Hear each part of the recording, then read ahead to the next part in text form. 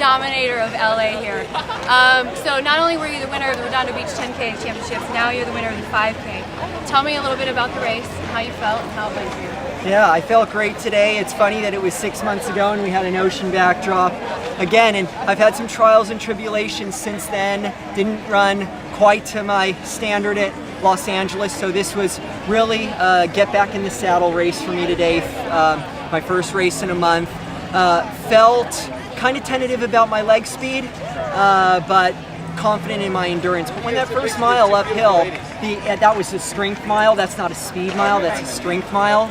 So I felt smooth, and then as soon as we hit the downhill, I knew. I said, I can turn this over. Now, I saw you in the beginning. You were with some of the guys.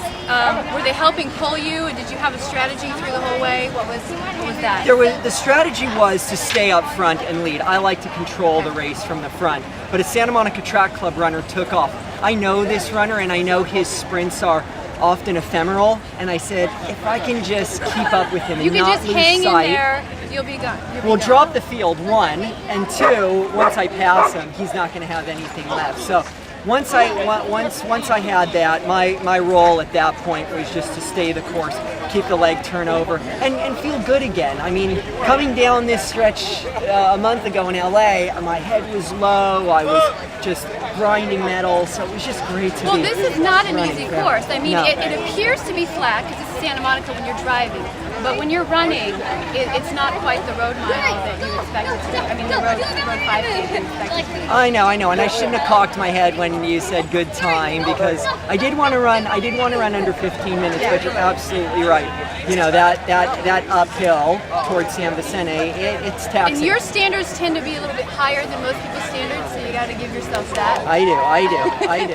Yeah, so I want to finish out the USATF point series, and which you are the leader of right now. Right, and I want to get back to running those 5Ks, 10Ks. I think when you do the marathon all the time, you're so myopic about all that endurance training, and you don't necessarily get to have that fun. Well, yeah, I mean, going from the 5Ks to the marathon, you really have to adjust your training. How do you work with that? I think you got to you got to get that base back. So since the marathon, I've just been doing base, long mileage.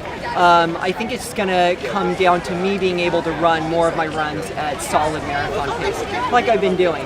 And I think actually the 5Ks and 10Ks, the faster ones, will give me that leg speed. Plus I'm doing a lot of exfoliating. So your skin looks great. This upper body movement like this is really well, since working last my time upper I saw body. you probably look about 5 years younger. Yeah. Yeah, good for you. Cool. No, congratulations today. Thank you, Lily. Bye.